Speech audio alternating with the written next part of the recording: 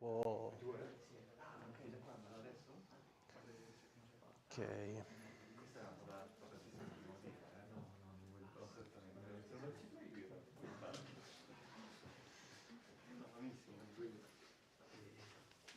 C'è il clicker, quindi lo possiamo utilizzare. Occhio non sparti dentro l'occhio, ovviamente, con laser.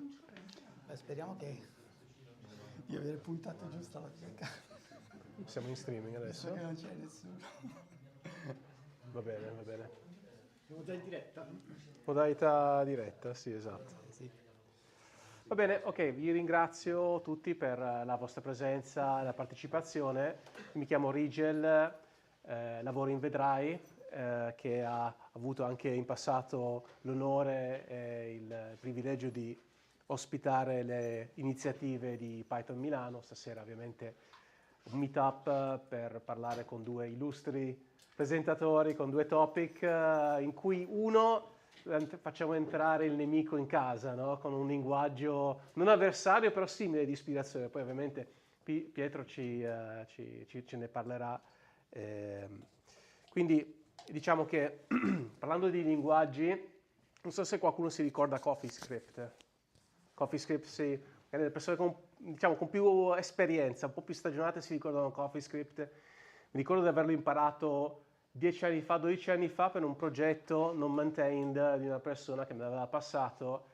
Pessima decisione, no? Invece vedrai si focalizza su decisioni che vorremmo fare di nuovo e di nuovo. Quindi noi quello che facciamo è utilizziamo vari tipi di intelligenza, di tecnologia, di intelligenza artificiale per creare prodotti che aiutano le persone, i decisori che devono prendere le decisioni più importanti, ovviamente la scelta di un linguaggio di programmazione, anche se in certe volte poi sono abbastanza determinanti, tipicamente i decisori di un'azienda a prendere decisioni migliori. Quindi il focus del nostro prodotto, prima un breve cappello introduttivo su why, su Vedrai nello specifico. Vedrai è una startup che è nata 4 anni fa, quindi un po' come l'età dei gatti, insomma, diciamo che non è poco effettivamente da quanto siamo sul mercato, ma abbiamo lanciato l'anno scorso un nuovo prodotto, Y, che è diciamo la nuova evoluzione dei nostri prodotti di decision intelligence, quindi strumenti che le persone possono utilizzare per prendere decisioni migliori e avere una forma di consulenza strategica che non viene erogata, diciamo, dopo diversi mesi a un costo esagerato, ma averla a disposizione, renderla veramente democratica, a disposizione a un costo inferiore e ovviamente una risposta, grazie appunto alla tecnologia, molto più veloce rispetto ad avere un consulente che lavora direttamente con te e magari può succedere ad esempio un evento come è successo la pandemia negli anni passati che completamente rivoluziona tutto lo scenario che era stato calcolato dal consulente. Quindi ovviamente noi utilizziamo Python, quindi se siete interessati a lavorare in un'azienda che ritiene questo linguaggio, come lo riteniamo noi, un linguaggio quasi universale nel mondo dell'AI, nella tecnologia, per il tipo di applicazione che ne facciamo, qui ci sono diverse persone del nostro staff che vorrebbero avere ovviamente diciamo, l'opportunità di parlare con voi e vedere un po' se la cosa può interessarvi. Hanno diverse posizioni, sia lato data, AI e di sviluppo applicazioni, quindi fateci sapere se siete interessati a parlarne. Quindi adesso non voglio prendere troppo tempo, ovviamente abbiamo, oltre a parlare delle posizioni, siamo anche molto lieti di parlare della nostra tecnologia. Voglio solo ricordarvi che potete dare un'occhiata al nostro sito vedrai.com per avere maggiori informazioni sul prodotto, se volete sapere che tipo di applicazioni facciamo. E senza ulteriore indugio passo poi la parola al buon Cesare per rappresentarvi Python Milano.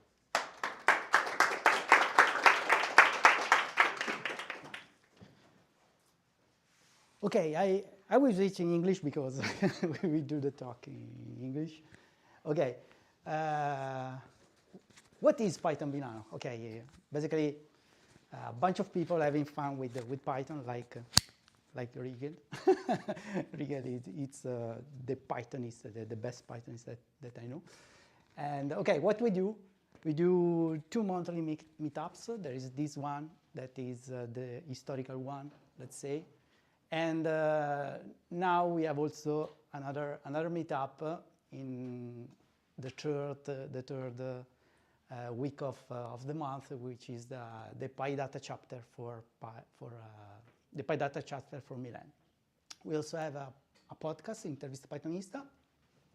Sometimes we do some PyBeer, but our let's say beer aspect it's lacking.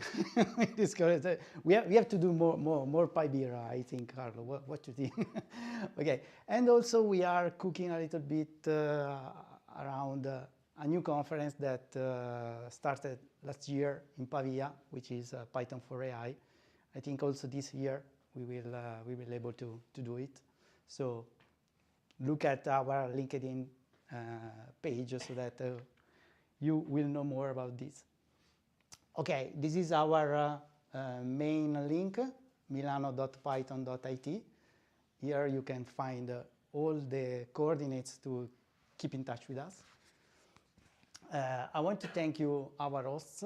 One is Vedrai, but also Team System, Prima, Wiant, Facila, and Fiscozen. And thank you for this mecenatism, let's say. And we want to thank you, Python Italia, that gave us the stickers, the microphone for the podcast. And we want to thank you especially Alessandro and the Visual Lab that gave us donate us basically the hardware for the streaming. And okay, next week we'll have the new meetup for PyData. I think it's 22 of January, and it's organized by Emanuele. Thank you, Emanuele, for doing this. And see you there. And now I will pass the ball to Giacomo that will introduce us to Gleam.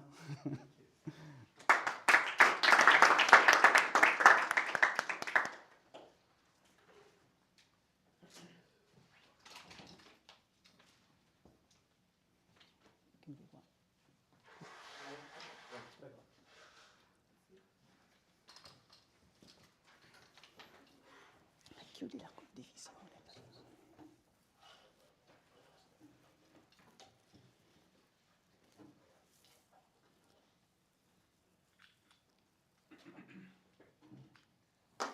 Tu stai scerando le...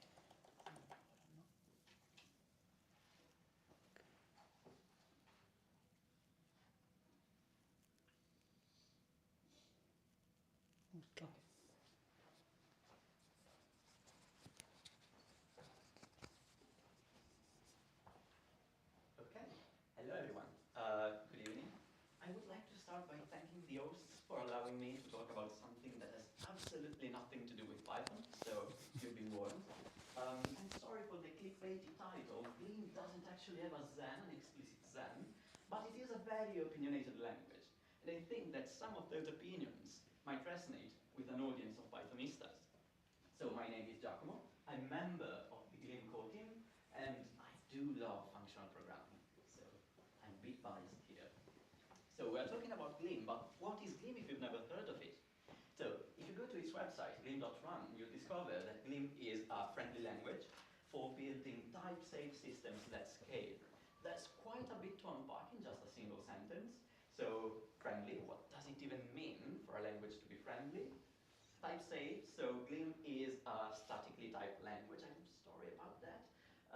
And finally, it also has some really nice tricks to allow us, developers, to build systems that can scale, that are ready for a distributed and concurrent world. So, to get started, I want to show you quite a bit of code. It's going to be quite interactive here. But when we look at fancy code snippets, usually there's so much more that doesn't meet the eyes. For example, how do we even get started with a new programming language? What do we need to know to create a new project? And when we look at some code, it can be fun and all, but we're really missing the big picture here. What is the developer experience like in a language? Because that's usually what actually makes or breaks a language, what makes a language fun to use and productive to use. So to get started, we're going to be creating a new project from scratch. So how do we do that? Well, Gleam has put a lot of effort and care into trying to provide us the best developer experience it can. So to get started, once you've installed the language, it comes with a build tool built into the language, and it knows how to create a new project. So we can just Gleam new, Milano, and we are good to go. So let's have a look at what's inside here. The project structure is pretty straightforward. So we do have a source directory with our source code, and these are your very first lines of Gleam. It's pretty straightforward. If you've done any JavaScript, and by now who hasn't done any JavaScript nowadays, it might be quite familiar. Here we're calling the printline function, coming from the IO module imported from Gleam's standard library, and we're printing a message on the screen. Not too exciting, but how do we run our code? So Gleam also has a build tool, and to run our code, we can just Gleam run, and we're good to go. It's going to compile our code and run it. As you can see, it's pretty fast. It's not just because this is a small project. The compiler is doing incremental compilation and has been designed to be as fast as possible, only recompiling the code that actually needs to be, the code that actually changed. And so it's really nice to just run the compiler and have an immediate loop, feedback loop. What I really like to do is, for example, run a file watcher to run my tests and just start playing with my code and see, when I change it, how the tests change, and do a sort of test-driven development if that's your thing. So, for example, here I'm just changing the test, and now it's failing. By the way, this is the simplest unit test you could write in Gleam, so it's saying 2 should equal 1. And just like that, as you can see, we get our tests. How do we run those? I didn't show you the command. Well, it's pretty straightforward. Gleam test, and again, you're just good to go. So this is what you need to know to get started with Gleam. It's pretty straightforward, great developer experience, I think. But an hello world is not really an exciting example, and I want to show you something that I think we can agree is quite a lot more complex. So today we are going to be building a server that is serving HTML, that is dynamically templated on the server. It's loading data from a database. It has to be efficient, fault tolerant, handle many requests, hopefully. And so quite a bit more than just printing something on the screen. And I cannot possibly do that in a 40-minute talk, so we're going to be needing dependencies and use other libraries. And this leads down to a very treacherous path, because how do we deal with dependencies? Usually, that's quite painful. So not the best developer experience sometimes. We need to figure out what package manager we want to use, what kind of configuration format or configuration file it needs to work properly. What I usually do is I copy that from an older project, hoping that everything works. It's not really the best. And so Gleam has learned his lesson from other languages, like Rust, for example, that has put a great deal of attention into trying and providing users Rust links, a great developer experience. And so Gleam not only does have a build tool built into the language, but it also has a package manager. So you have a package manager right out of the box, and you don't have to figure out what the best tool for the job is, because the tool is there, and it's standard. So to add a new dependency, we can just Gleam add. For example, I'm adding here Wisp and Mist, that are Gleam's own web framework and HTTP server built in Gleam. And just like that, we are good to go, and we can start using our dependencies. So it's pretty painless as an experience here. Okay, so we are building a server, and I think a great point to start is Wisp, that is Gleam's own web framework. Because I think that it's a great example of Gleam's own philosophy. underlying ideas behind the language that are deeply held by the language. And this kind of philosophy really seeps into the ecosystem, informing API decisions, for example. And so Wisp aims to be simple, type-safe, and the thing I like the most, free from confusing magic. And I think this can resonate with Pythonistas. This is from the Zen of Python. Explicit is better than implicit. We don't like when our code has some hidden implicit magic. We like our code to be easy to read and figure out what it's doing just by reading it. We don't have to know many hidden details. And the same applies here for Gleam as well.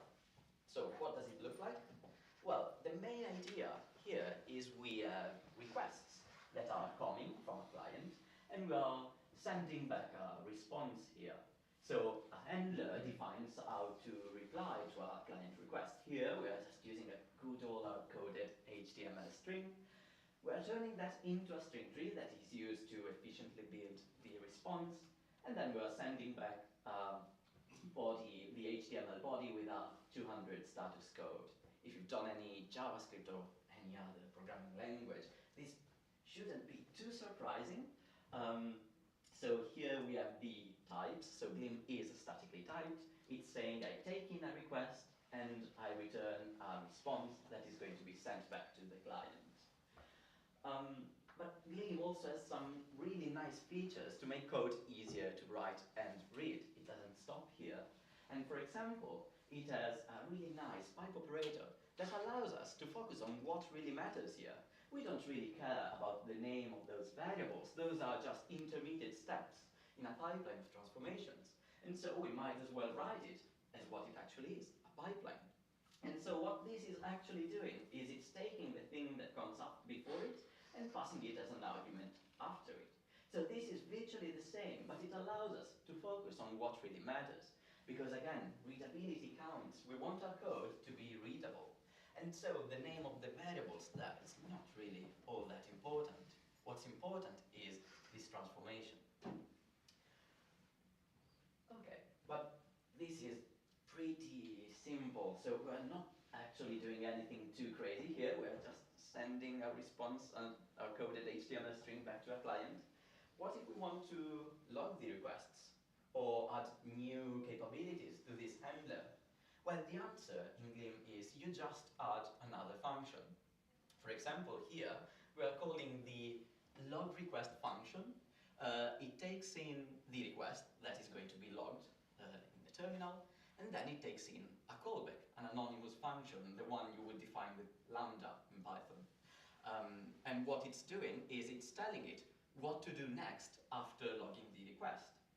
So here we are still building the response and sending it, but now, just like that, we can log what is being requested to the server. And this idea that it's all data and functions, we don't really need complex features or loads of features. We have a very small set of features that are quite powerful. And here, functions are really all you need. And again, Python says that easy is better than complex, simple is better than complicated. It comes from the Zen of Python, but I think this idea of having a simple language with a small surface area that we can easily wrap our head around is really powerful. But what if I want to recover from crashes now? Because maybe I'm talking to a database, I'm reading a file or doing something that might fail unexpectedly. How do we deal with that? How do we make sure that our server is still resilient and won't crash because someone made a strange request? So I have a project just for that.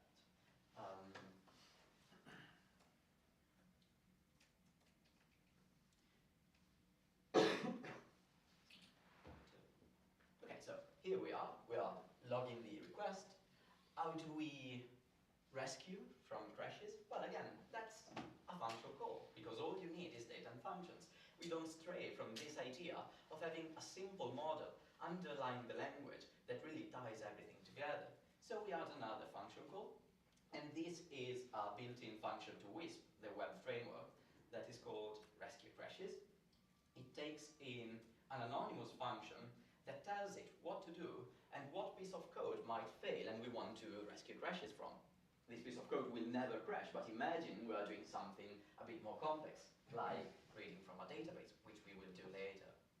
And now, just like that, we've added another functional call, another anonymous function, and we're good to go. We've made our handler more capable. But maybe those of you with a keen eye might have noticed an alarming pattern. What is that? If you worked with anonymous function-based APIs, so with callback-based APIs especially, you might have run into something called the pyramid of doom. Because as we add more handlers and more capabilities, it starts getting more and more nested. And Python says in its Zen that flat is better than nested. And that's true. Something that is called a pyramid of doom must not be good, right? And it makes our code harder to read. So how does Gleam deal with that, while at the same time staying simple? So let me show you what that looks like using a very powerful Gleam feature, but also letting the language server doing the transformation for me. So here I can just do this, and even if you have no idea what is going on, hopefully you can appreciate how the code now is flat and no longer nested. That's quite cool. So we're still following the footsteps of the Zen of Python. We're making our code flat and easier to read, but what is going on there? So what use is doing basically is it's taking everything that comes after it, bundling it into an anonymous function, and passing it as the argument to what comes to its right-hand side. And so this is just a syntactic transformation. This is not changing the idea that we just need functions after all. And arguably, that's also Gleam's hardest feature. There's always that one feature when we're learning a new language that's maybe a bit harder to wrap our head around because it's new or we haven't seen that anywhere else. And so the language server being able to do this kind of transformation is really helpful. It's a sort of learning tool because if we see something that doesn't look right for us, we can also ask it to do the inverse, to turn it into the equivalent callback-based code. And so just like that, we can get back to something that maybe is a bit more manageable for us, while we are still trying to figure out how this actually works under the hood. I really like use and the way it flattens our code, so I'm going to be using that here. Okay. So flat is better than nested.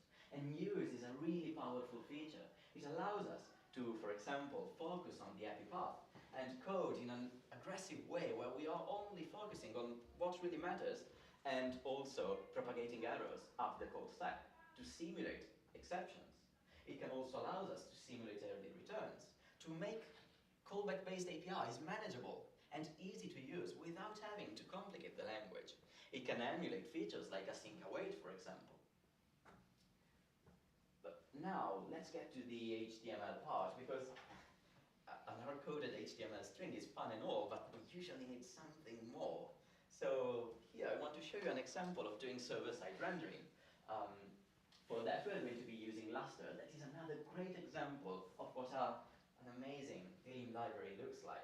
Lustre, basically, as an API for building HTML documents, and we can use it to build server-side rendered documents here. So this is what the code looks like now, with the hard-coded HTML string, and this is what it looks like using Lustre. So this might be a bit unfamiliar, so what is happening here? Well, h1 is just a function defined by the Lustre library, and unsurprisingly, it's building an h1 HTML element. It takes in two arguments that are two lists. One is a list of attributes, it has no attributes here, and one is a list of the children of the h1 element. And here we just have a string, hello Milan. And just like that, we are producing HTML. And if you're used to something like JSX, for example, or other external templating languages, this might be a bit unfamiliar. It might look strange, and it can take a while to get used to. It took me a second to get used to this. But at the end of the day, it's just functions, once again. We're not making the language more complex. So we don't actually need to have macros embedded in the language, to have another entirely different language inside Gleam, like what JSX is for JavaScript and TypeScript. And so we're sticking to this very simple idea of a language that just has functions. functions and data. And while it might take a second to get used to this, I would just suggest you, give that a try. Because when you realize, when it finally clicks, it's the most exhilarating feeling. Because all your ideas and your knowledge on how to structure code, how to make it more readable, how to refactor your code, now applies just as nicely to your HTML producing code. Because it's code, like everything else. It's not a language inside the language with its own rules, with a separate set of rules that define how it behaves. For example, let's say I want to display a list of Blue Sky accounts. They are all the rage now, so I might be defining two different functions. Here, a single function is displaying a single item, that is a list item. It has a display name, a link, a handle, all pretty straightforward stuff. And then I'm reusing that function to produce an entire list. So here I am list mapping over a list of accounts, and then I'm producing an ordered list. And now I have these simple, self-contained little pieces of code that I can reuse everywhere. Maybe I want to show a list of accounts for my followers, or a list of the people that are following me, or a list of accounts that I have blocked. And I can just reuse this piece of code, this function, everywhere where I need to. So it's easy to refactor code, to pull out things that are shared, things that are common. Because it's just functions and we know how to work with those. We've been trained over the years, from time and time again, to spot places where we could improve our code, refactor it, extract functions. We also have code actions to do that for us in our editors. Lustre is so much more than that. So it's not just server-side rendering. That might be good if you want to maybe have an MVP that you want to show to your boss and just display something on the screen. But as your needs grow, you might need your application to also be interactive, to not die if you have no internet connection, to not need to do an entire round trip every time you click something on the screen. And Lustre has you covered, because it also has an architecture to manage state on the client, because it can run on the client. And so it has also a CLI to make things easier, to make your life easier, to start, for example, a dev server. So it's a really great developer experience here. If you had to check just a single Gleam library after this, I would say Lustre is a great example of what a Gleam library should look like. And now the elephant in the room. What about the database? So how many of you have used an ORM? No one. ORM, okay. I mean Django and all the frameworks that have one. So ORMs are a great tool when we need to get something done quickly. We just need to access some data. But they can also have some drawbacks. For example, it's easy to do the mistake of the n+1 queries. I did that many times. So when you're inadvertently hitting the database with loads and loads of queries because you're pulling data in a loop and you didn't realize because it's all transparent and hidden behind an abstraction. Or also, it's easy to overfetch data because it's doing a select star of everything. It's pretty much the easy thing to do, so we end up doing that more than needed. And I remember a great article saying how being more precise about the select list halved the execution time of all their queries because they were no longer overfetching all that data that needed to go back and forth from the database. So those are pretty common pitfalls. I myself am a culprit of falling into those. So the way I would love to push the Gleam community forward, talking to the database, is entirely different. But how do we talk with the database if we are not using an ORM? I want to show you here a library called Squirrel. Oh, just a note, I might be biased because I'm the author of the library, so don't trust me here on this. That instead of trying to hide the SQL behind this abstraction layer, instead of trying to shield the developer from trying to write as little SQL as possible, it just embraces it. And so it lets you write just plain old SQL files and takes care of all the rest, trying to give you the best developer experience there is, because writing raw SQL can be quite painful. And if you've done anything in JDBC, in the Java world, for example, you know how painful that is to handle and manage all that handwritten SQL. So, this sounds a bit hand-wavy. We're Italians, so we are used to waving hands. But what does this actually look in practice? Let me show you. So,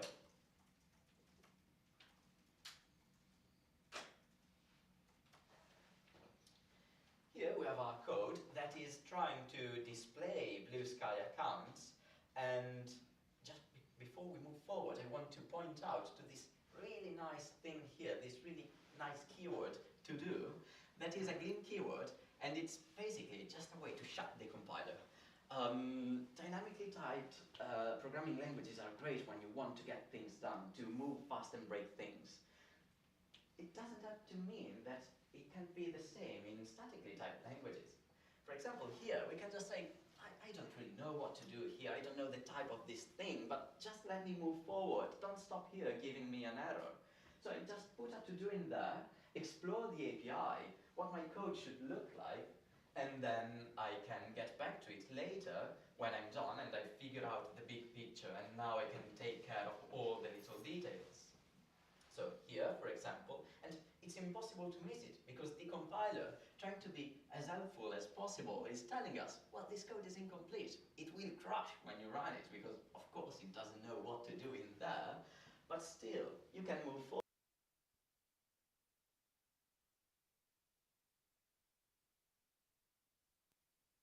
Tell us we're writing bad code.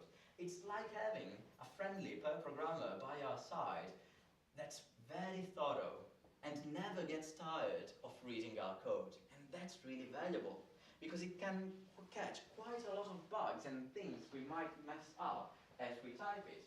At the same time, trying to be as helpful and friendly as possible here. So, getting back to Squirrel, how do we talk to the database? You just write plain old SQL files. So in a SQL directory in your project, you write your query. Here we are selecting accounts, and it's SQL, nothing special here going on. And you can make it as complex as you want. Let's try and add maybe a little conditional here. So we want only to get the accounts that joined maybe between today, this needs to be a date, and a month prior, so, and today. So here, we're doing something quite complex in a very short piece of SQL code, because SQL is really smart with time intervals. It knows what a month means now, that it's not always 30 days and so on and so forth. And I'd argue that SQL is the best query language there is at the moment. It's not perfect, far from perfect, but it's still really good. There's no point in trying to hide it. We're all about using the right tool for the job, and when we are talking to a database, the right tool to do that might be SQL. And a testament to that is that basically any ORM has some sort of escape hatch to do row SQL at the end of the day when we need to figure out performance, write that really complex query that's doing a lot of data crunching, and so on. Maybe we want this to be parametric. We want this date to be given as an input, and we can do that as well. There's nothing stopping us to do that, because this, again, is just plain old SQL you're used to. Okay, now that we're done, how do we run this? Because again, this is just a SQL file. How do we run it in Gleam? And especially, how do we make that type safe? Because Gleam is statically typed. So the way to do it is to run Squirrel after adding it as a dependency. And just like that, Squirrel will generate the Gleam code we need to run this for us automatically. And also, it will generate type-safe code. So we can rest assured that when we are reading from the database, we will get something back that has a display name, that is a string, a link, and a handle, and both of those are strings again. So, what does this look like now? Well, we can now call this SQL.listAccounts function that's being generated for us, and it takes in 2 arguments. We don't know what those are for now, so let's put a to-do in there, and we'll figure that later. But here, we are now running that SQL. So pretty straightforward. And there's another error here, another warning from the compiler. Attention, the result value that you create here is unused. And again, allow me to quote the Zen of Python. Errors should not go unhandled, I think. I don't remember that by heart. And that is true in Gleam as well. Gleam doesn't have exceptions. And it makes it impossible to forget handling an error that might happen in our code. So that's really valuable because again, we don't want errors to silently bubble up the call stack, making our code harder to reason about and debug. So what do we do with errors? Well, we pattern match on those. What is pattern matching? If you've used a recent version of Python, I think Python, no, I can't remember the number. It has pattern matching as well, a match expression, I think it's called in Python.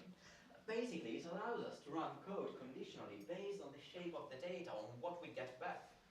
We might not know what the shape is, but the compiler for sure does. So we can ask the compiler to fill in the missing patterns for us, and because everything is typed, the compiler has all this information at its disposal to generate the code automatically for us. So what this piece of code is doing is, in case listing the accounts results in an error, we will need to do something. And in case it's okay, and then we do have the result back, the rows that we read from the database, we can do something else entirely. So, in case of an error, well, I will just return an internal server error here. In case it's okay, here, okay is wrapping the values, the result we've read from the database. So we can just do this, and now we can get the rows that we've read. And again, this is type safe. We see that the rows the language server is telling us is a list of rows from the list accounts query. And this has been generated automatically by Squirrel. Let's try and see what those to-dos are. The compiler is really helpful here because it's also telling us what the type of the thing should be. So that should be a connection. And again, we can pass that in. And finally, the second one. What is the second one? Can we figure it out by reading the query? Well, the query had a hole here. We need to pass in the date. And Squirrel knows that, and it knows that that to-do there should be a date. So now we can build it. 2024, no, it's 2025. I will keep making that mistake until 2026. And today is the 14th. Okay. Now we've taken care of that. We can get back to our code. We have another to do, the compiler is telling us. So what's an account? This type has been generated by Squirrel, and then we can just uncomment this. And look at that. There's another red squiggle here, another feedback from the compiler, and it's immediate. You get that immediately in the editor. And it says, I don't know what that field is.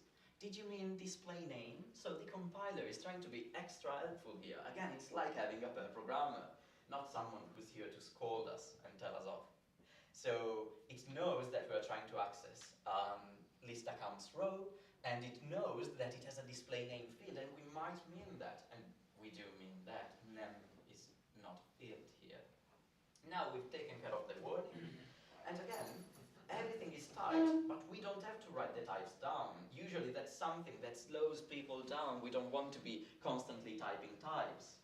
And I think a crowd of Python developers might agree with that. But again, the compiler knows the type of the stuff we're dealing with. And we can ask it to write the types for us if we need it.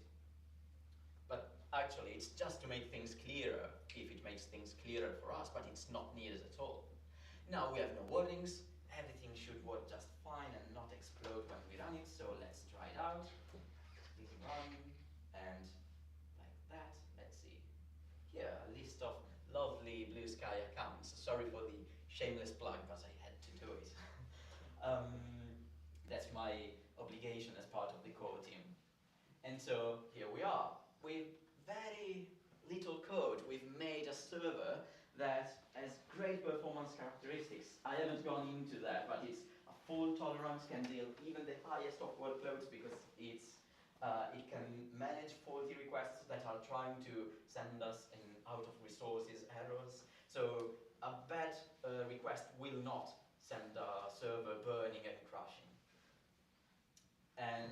It reads from a database, everything is type safe, is correctly typed, but we didn't have to type those down. So we can just ask the compiler to tell us what it knows about our code, and it's helping us get into a solution that just works when we run it. And again, the feedback is immediate.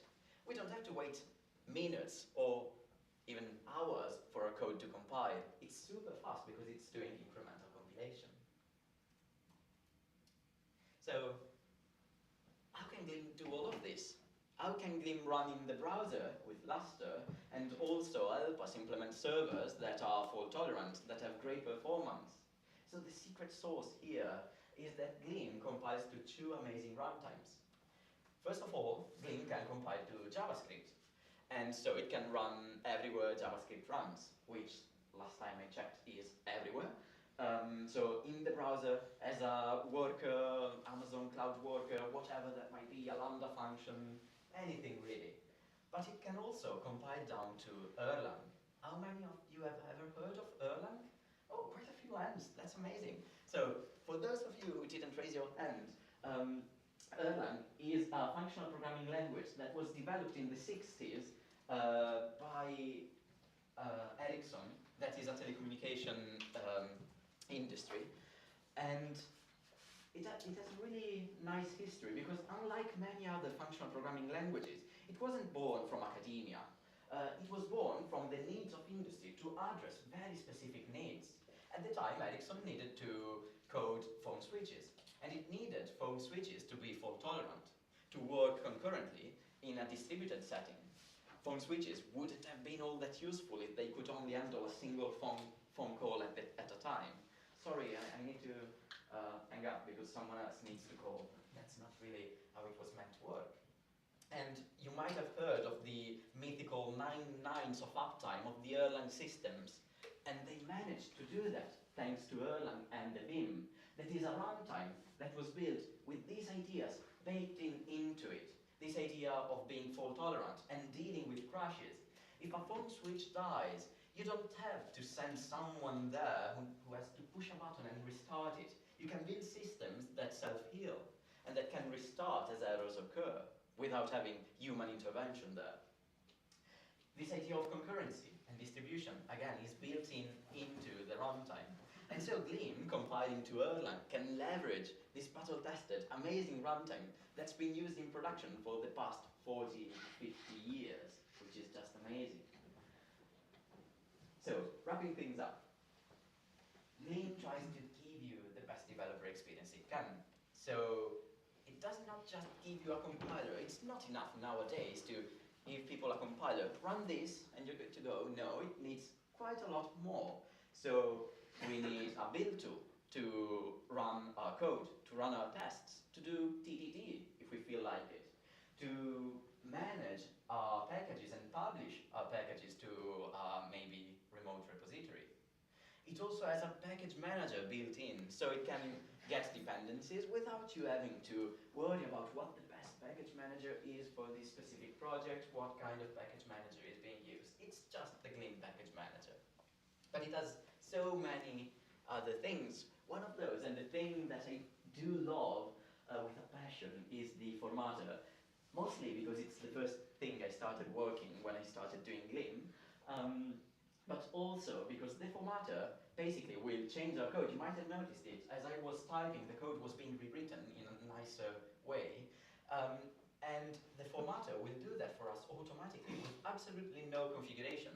So there is a single style for all Gleam projects that are using the formatter, the built-in formatter, which is every Gleam project.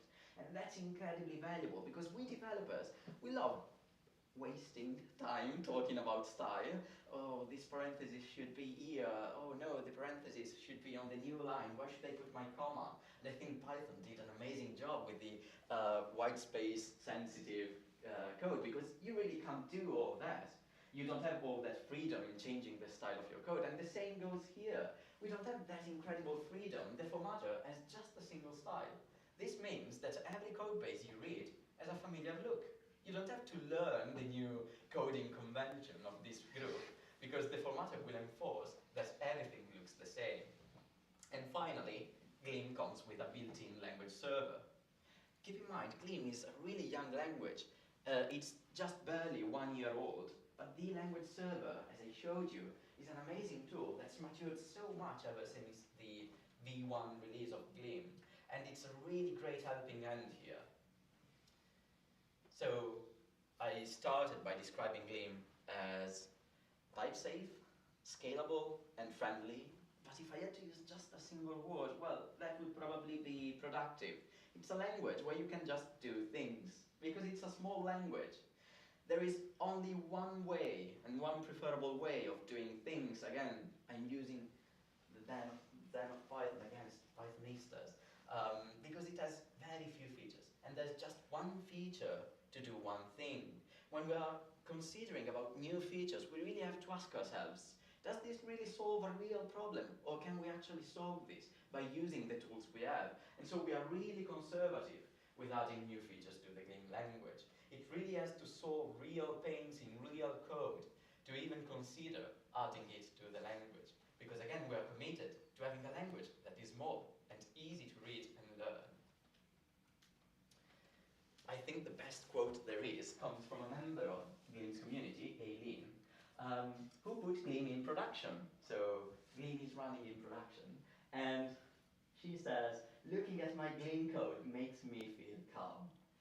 Lustre and Gleam make my heart rate go down." I think that is the best thing one could say about a programming language. A programming language you feel safe putting in production, and not having that voice in your head that's constantly worried about something breaking unexpectedly and a late night call hitting you, or something that has exploded. And so, yeah, I think it's the nicest quote there is.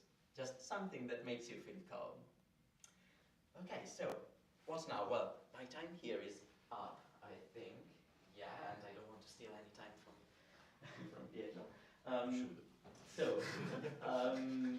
What's now? What if you think Gleam is maybe interesting? Maybe some of Gleam ideas resonate with your idea of how to write code.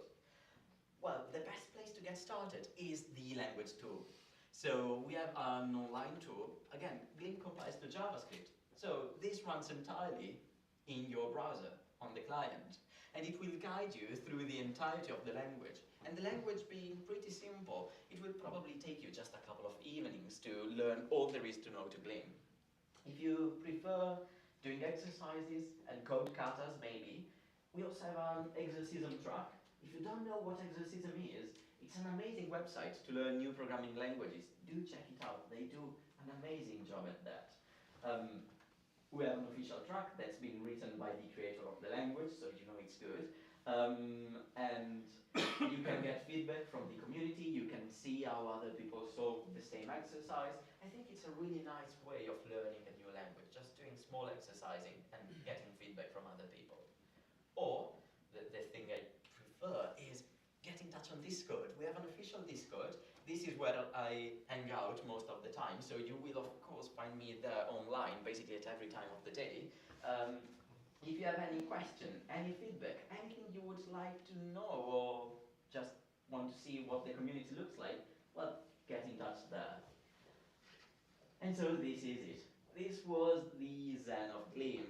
I'm sorry, it doesn't really have an explicit Zen, but hopefully by doing something, by building something together, you might have gotten an appreciation for the ideas that are underpinning Gleam, being a simple language, a language that is productive with great developer experience, that has some ideas that are shared with the Zen of Python as well.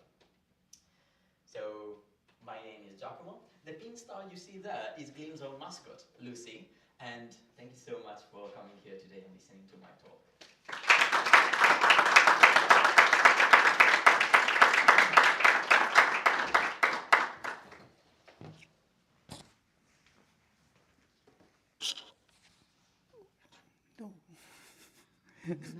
Sorry, questions, right? Yeah. You wanted to run.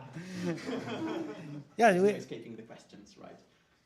Yes, I don't know what happened to the streaming, but anyways, Giacomo said if you have any question, just type something on Discord. Do you have any question here now? Okay. This is you. Thank you. Why not macro in In Gleam? Glam? Yes. Okay, so it's a really long answer. Again, it's to keep the language simple. We are not closing the door to macros, but again, loads of people are proposing to add macros or metaprogramming to Gleam, but we really haven't come up with a design that feels satisfying. There's a really great article that's been published, I think, a week ago by the creator of the language that goes into detail what we really need before we can add macros. So I might link that to you if you want to read more. That is a way better answer than what I could give you. Is that like Gleam more web application development? Wait, that's Okay. Is that Gleam more oriented for web application development? It is possible, for example, to develop some kind of machine learning application? Oh, machine learning, that's a great question. So, Gleam can interoperate with JavaScript code and Erlang code and Elixir code. So, there's great libraries to do machine learning in Elixir, for example. You could have bindings to those in Gleam. I don't think it's the best language right now for machine learning. Gleam is a very young language, so the ecosystem around some areas is more developed than in others. And I think machine learning is one of the parts that's still not so developed as the other ones. But there's great libraries that you can leverage if you really want to, yeah. Sorry, the second question is related the same, for the community. So what are your strategy to gain more community? Because I think the success of language depends a lot on the community and how it's Talk popular. about Gleam, spread the word, spread the love about the language, and just building things with it. So we are building websites and everything in Gleam. There's people putting Gleam in production. We really can't wait to hear what people make with Gleam and sharing it, because that's the only way that people will know that Gleam is out there. So, yeah. This presentation is part of the strategy, by the way. No, that was a very nice and impressive presentation, Giacomo. Thank you for doing it. I had a few questions. The first one is the to-do language feature that you've demoed before. It's just for the language server, right? What do you mean by that? In the sense that it's a statically typed language, right? So then you had to do as, and then you kind of defer the decision whether Yes. to choose the type. But that confused me because I didn't really understand. Then if you compile, then what happens? Oh, exactly? yeah, okay. So the code will compile. When you run it and you get to that point, to that to-do, it will crash because it doesn't know what to do. So it will say, oh, I ran into a to-do here, and basically it explodes. But it's really nice, for example, when you want to focus on the epi path and you really don't want to deal with all the intricacies of figuring out the errors. So you put a to-do in the error path and you focus on the epi path. You can run your code, get a feel of what it's doing, and then get back to all the intricacies, maybe write the tests, and then figure out what to do with the to-do. Okay, I see. And then being a functional, purely functional language, I have to ask the question, does this support tail call optimization? Yes, it does. So the Beam virtual machine has built-in support for tail call optimization. So it will do tail call optimization. You will never get a Stack Overflow. On the JavaScript target, you are less lucky because the JavaScript runtimes, it's up to the runtime. And no JavaScript runtime that I'm aware of, besides Safari own runtime, does tail call optimization. The compiler, Gleam's compiler, is smart enough to do that for you for tail recursive functions, though. So you still get that. It's not a feature of the runtime, as with the Beam, but it's a thing we implement ourselves. It's really nice to see the generated code, because a recursive function just turns into a while loop, basically. It's really nice to see the parallels here. Okay, very cool. And one last cheeky question. Why isn't it not self-hosted? Why do you choose Oh, the okay, Rust, that's a great Rust language? question, actually. So the Gleam compiler is written in Rust, not in Gleam. Self-hosting, as fun as it might be, doesn't really give us anything besides saying, well, we are self-hosting. Rust, on the other end, is an amazing language for writing compilers, because we can write a compiler that is extremely fast. There's no beating Rust performance here. It's easier to distribute, because to run Gleam, you need the Beam virtual machine. So if Gleam was self-hosted, you would need to first install the Beam and then install Gleam, and it's a bit harder. While if we are writing it in Rust, we compile to native, and we can just ship the binaries to people, which is a lot easier and a better developer experience. And right now, we're at a point where we want to figure on having great developer experience and improving the language server, for example. Gleam as a language is stable. It's not breaking anytime soon. It's V1, and it's going to be V1 for a very long time. So we're improving language server, tooling, and all that is written in Rust. Rewriting it would be a lot of fun, and I would love to do that, but it's not really giving us anything. We would maybe spend years doing that, and then we are back where we were 2 years before. So we just want to ship more features, make it better and better, so people will be happy to use it. Makes sense. Thank you. Thank you. Oh, a lot of questions, but we have to start.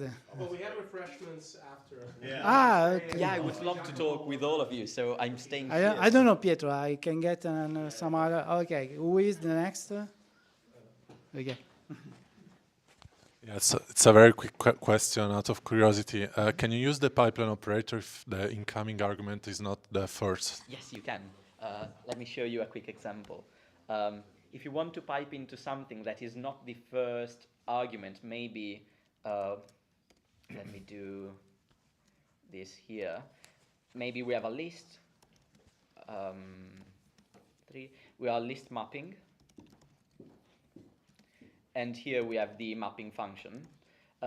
So the mapping function is just something simple here.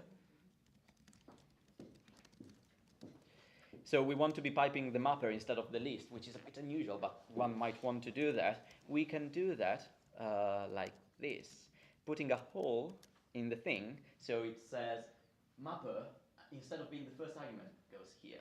So you can pipe anywhere you want. And then you can have filled-in arguments and placeholders. Yeah, exactly. If there were more arguments, you could have those. Now, list.map doesn't take 3 arguments, but the idea is that you can really put it anywhere and wherever you want. Yeah. Perfect. Thank you. Okay, I think I should now really give the microphone to Pietro. You're the main niche. Oh, no. Okay, thank you.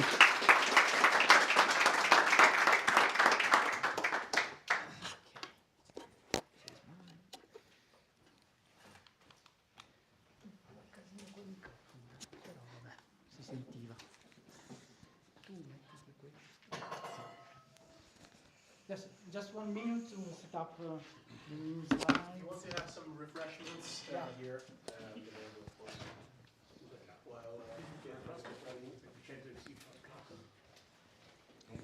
Sì,